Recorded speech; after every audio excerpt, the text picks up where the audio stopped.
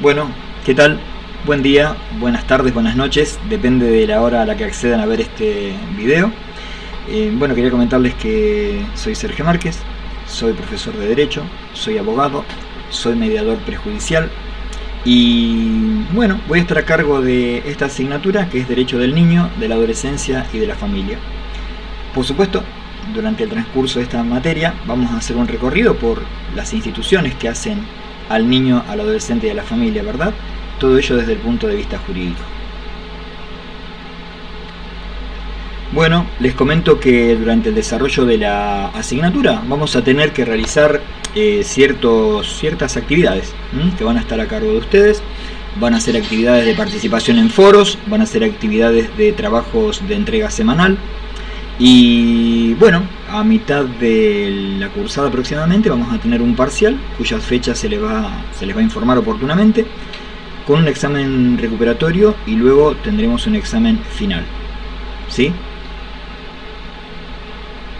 Bueno, en este recorrido les indico cuáles son algunas de las actividades que ustedes van a tener que llevar para poder acceder al material de la materia. Van a tener que ingresar en el campus virtual. Allí se van a encontrar con que hay, bueno, un video, con que hay material explicativo, material de lectura, con que hay indicaciones para que participen en foros y también para que presenten sus actividades de entrega semanal. Eso va a estar detallado en lo que es el aula virtual, ¿sí? La posibilidad de acceso y lo que es el material justamente que para ustedes puedan recurrir. Por supuesto que yo voy a estar a disposición de ustedes para evacuar cualquier tipo de consulta. En los foros, las actividades que sean indicadas van a contar, por supuesto, con la participación de ustedes, pero también con mi participación, donde voy a ir haciendo algunos pequeños aportes orientadores, ¿verdad? En lo que respecta al examen, a los exámenes, no nos apartaremos de lo que está siendo dado durante la cursada. Yo lo que les pido es que ustedes tengan en cuenta, a los fines de evacuar el conocimiento que ustedes deben adquirir y que van a tener que dar cuenta luego en un examen, en los exámenes, tengan en cuenta la guía de trabajos que les doy semanalmente. Allí van a estar las pautas que a mí me interesan y los conocimientos que me interesa que ustedes manejen, ¿sí? Entonces, si bien el material de lectura a primera vista puede parecer extenso, lo que les pido es que nos focalicemos en aquello que yo les pido en las guías. La lectura del material tiene que estar, sí, por supuesto que tiene que estar, porque les va a dar un conocimiento amplio y les va a permitir sobre todo evacuar los cuestionarios que yo les vaya arrimando semanalmente, que inclusive van a poder dar cuenta en los foros, ¿no? de este conocimiento, pero les pido que estén atentos a eso. El material de lectura es extenso, el tiempo de cursada es acotado y las guías que yo les voy a ir dando semanalmente bajo la forma de entrega de trabajos son quienes van a indicar cuáles son los criterios y los contenidos que van a tener que manejar a la hora de rendir, ¿sí? Les vuelvo a reiterar, yo voy a estar a disposición de ustedes para lo que ustedes necesiten en todo momento. Bueno, ahora vamos a adentrarnos al contenido de la materia. Como estamos hablando del derecho del niño, del adolescente y de la familia, me gustaría darles un pantallazo sobre qué es lo que se entiende por derecho. Si bien en el material de lectura ustedes van a tener acceso a las definiciones y a los contenidos, lo mío es como para que les sirva a ustedes como un criterio orientador, y que vayan tomando algunas pautas. Cuando hablamos de derecho, estamos hablando de obligatoriedad, estamos hablando de reglas, estamos hablando de normas de conducta, pero estamos hablando de normas de conducta que son jurídicas y que a veces tienen que ver con la captación a través del derecho de normas sociales, como un saludo a la mañana, con normas morales, como por ejemplo lo que está bien y lo que está mal. Pero lo que distingue la norma jurídica es la obligatoriedad de las conductas. Una obligatoriedad que no solamente queda en el fuero interno una obligatoriedad que no solamente depende de una mirada social o de una mirada religiosa, sino que hay una intervención del Estado en esta obligatoriedad.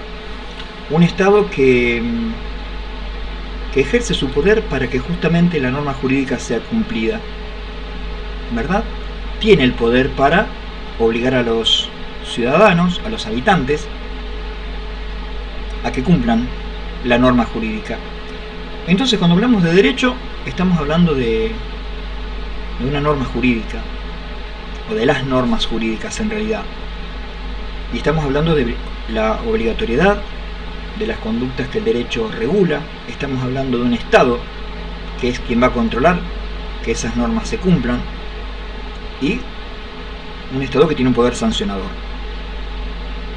Un autor doctrinario, jurista, importantísimo, llamado Dr. Goldsmith, decía que el derecho, en realidad entendía el derecho como que es un mundo jurídico, un mundo que está integrado por tres dimensiones: la dimensión de la realidad social, la dimensión de la norma y la dimensión de la justicia. La dimensión de la realidad social es la que tiene que ver, dimensión sociológica se denomina, es la que tiene que ver con justamente lo que ocurre en el plano de la realidad. La dimensión de la norma, o la dimensión normológica, tiene que ver justamente con lo normativo, con la regulación de esto que ocurre en la realidad social. Y la dimensión de la justicia, o dimensión diquelógica, tiene que ver con esto, con esta valoración: ¿es justo o es injusto lo que capta la norma? A mi entender, también tiene que ver con si es justo o injusto lo que ocurre en el plano de la realidad social. Entonces, yo estoy muy de acuerdo con que el derecho o el mundo jurídico está integrado por tres dimensiones, ¿sí? Y que las tres tienen que estar desconectadas. Muchas veces lo que ha ocurrido es que han habido normas que han surgido desde un plano legislativo, desde un seno legislativo, pero que no han tenido una elaboración social donde se dé carácter de obligatoriedad, o donde desde la misma sociedad algo se imponga como obligatorio. Entonces llegan a haber desajustes entre lo que dice el Poder Legislativo, lo que establece como obligatorio, con lo que la gente percibe. Así que eso lo tenemos que tener en cuenta, y durante esta cursada yo quiero que ustedes tengan en cuenta y que den su opinión jurídica, y tal vez no jurídica, porque lo jurídico capta, dijimos que el derecho tiene tres dimensiones, entonces lo jurídico también capta cuestiones de la realidad social y las valora, ¿verdad? Entonces yo quiero que ustedes hagan valoraciones, y que cuando tratemos tal o cual tema, ustedes digan si les parece que está bien o les parece que está mal, ¿sí? Eso sobre todo va a pasar en los foros, donde ustedes me van a decir, o van a participar en realidad, y van a plasmar en el foro si tal o cual cuestión les parece que está bien o está mal, como está regulado, o eventualmente de lo que piensen algunos autores y tratadistas, con fundamentación jurídica, pero también con fundamentación que surja de la realidad social, y con fundamentación que surja de otras disciplinas, porque el derecho, la ciencia jurídica, el mundo jurídico, no es ajeno a otras realidades en absoluto, y desde las otras disciplinas el derecho se nutre. Por ejemplo, el artículo 79 del Código Penal, que es el que impone una pena para aquel que matare a otro, ¿verdad? Eso es derecho objetivo, es un derecho palmado en una norma, en este caso el Código Penal, es un derecho evidente, es un derecho al cual yo puedo recurrir solamente con consultar el Código Penal, un objeto, el Código Penal, es derecho objetivo. Ahora, ¿qué es lo que ocurre cuando hablamos de derecho subjetivo?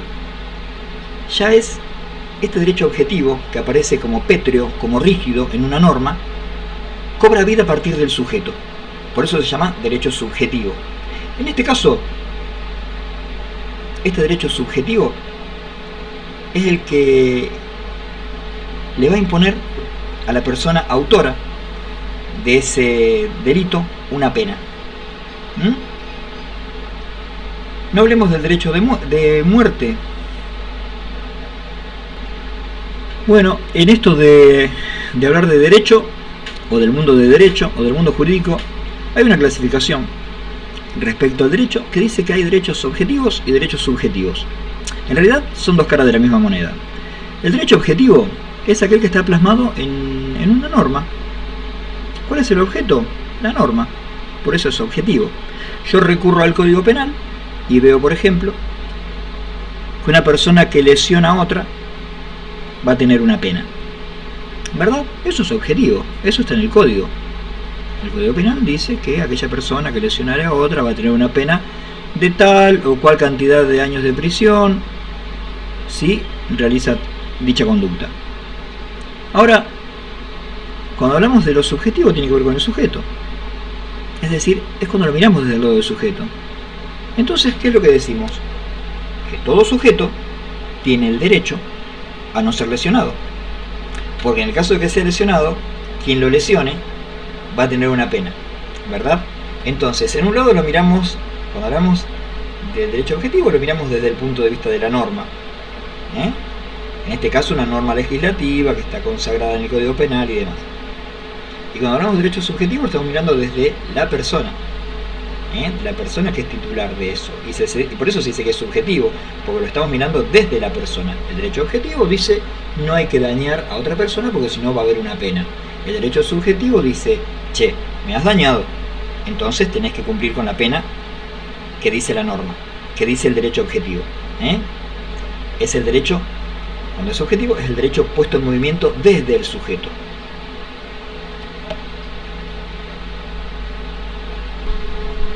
Bueno, y en cuanto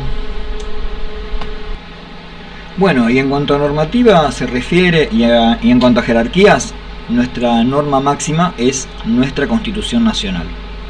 La Constitución Nacional, vigente, con reformas al día de hoy, fue sancionada el 1 de mayo de 1853 en Santa Fe. En ese entonces, Buenos Aires no pertenecía a las provincias que juraron y elaboraron dicha Constitución porque se retiró. En ese momento Buenos Aires no estaba incorporada. En cuanto a Buenos Aires, adhiere a la Constitución Nacional y se incorpora a la Constitución Nacional en el año 1860, luego de la firma del Pacto de San José de Flores, ocurrida en el año 1859. Con respecto a nuestra Constitución Nacional, la gran reforma vigente al día de hoy fue aquella que ocurrió en el año 1994. Reforma constitucional que se arriba luego de que las dos fuerzas mayoritarias de aquel entonces, el radicalismo y el peronismo, acordaran dicha modificación. Esta Constitución Nacional vigente incorporó nuevos derechos y garantías a la misma y también incorporó otras cuantiosas reformas, entre aquellas las que tienen que ver con los tratados internacionales, entre los cuales se dejó en claro y se plasmó constitucionalmente que ciertos tratados internacionales tendrían jerarquía constitucional, igual a la Constitución Nacional, y no iban a estar por debajo de ella, como por ejemplo, algo que nosotros vamos a utilizar frecuentemente, un instrumento que se llama la Convención de los Derechos del Niño. Los nuevos derechos y garantías consagrados en la Constitución Nacional luego de la reforma del año 1994 constan en los artículos 36 al 43. Si bien son todos importantes, a mí me gusta y pretendo que hagamos hincapié en el artículo 43, que es el que regula lo que es el recurso de amparo, el recurso de habeas corpus y el recurso de habeas data.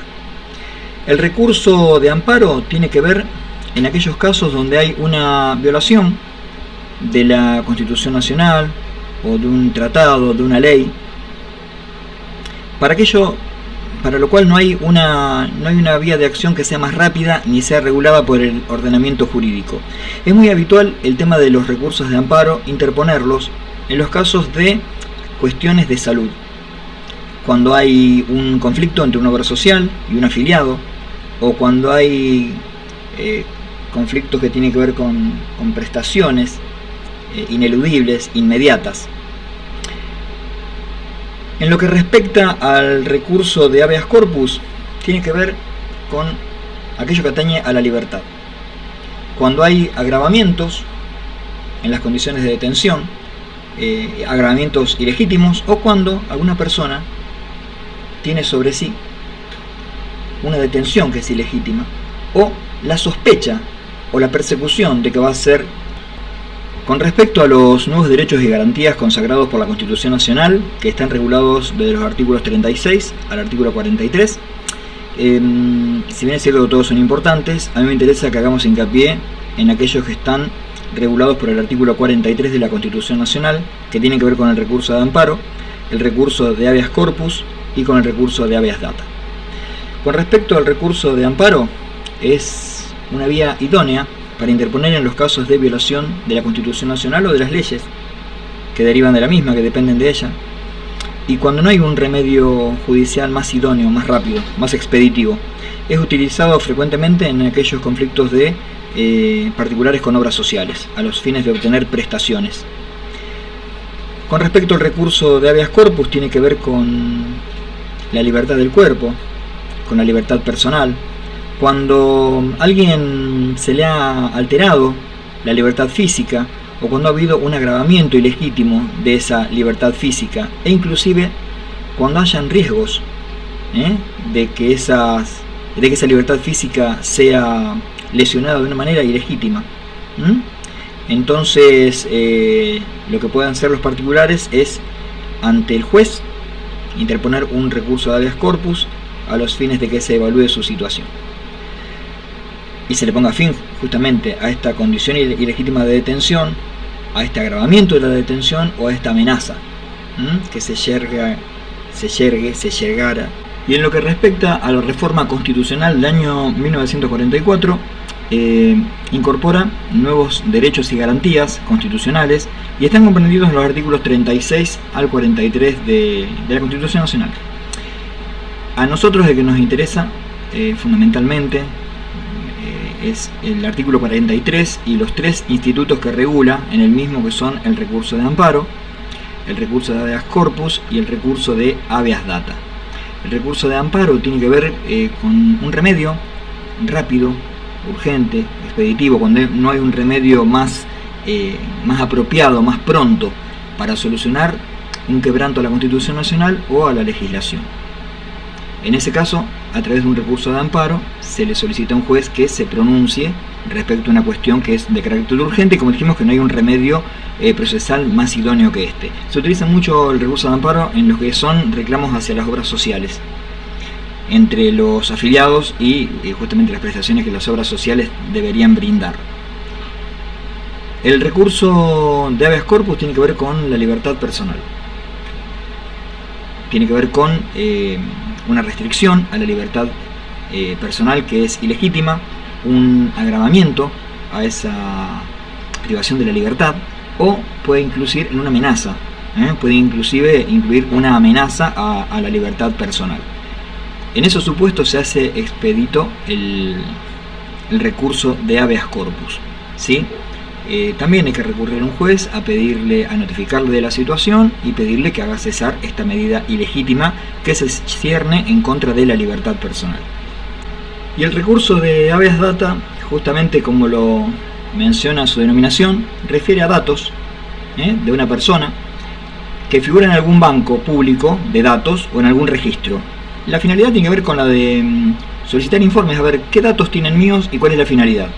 Eso por un lado, y por otro lado también para, en caso de que haya alguna falsedad, alguna cuestión inapropiada en esta reserva de datos, para exigirle que sea suprimido, sea rectificado o el mismo sea actualizado.